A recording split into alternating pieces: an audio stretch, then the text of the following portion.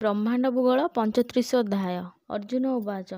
ଅର୍ଜୁନ କୃତ୍ୟ ହୋଇ ଶ୍ରୀକୃଷ୍ଣ ଚରଣେ ପୁଛଇ।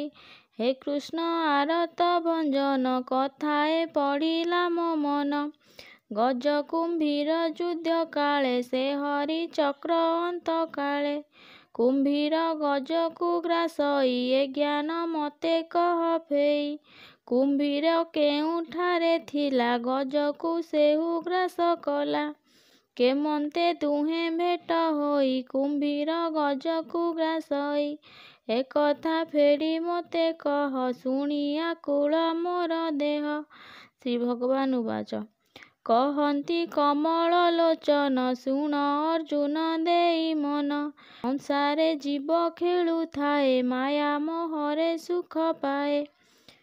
ପ୍ରଳୟ କାଳ ଯହୁଁ ହେଲା ଜୀବକୁ କାଳ ଆଶ୍ରା କଲା। ଜୀବରୁ କାଳ ଜାତ ହୋଇ କୁମ୍ଭୀର ତାହାକୁଟି କହି।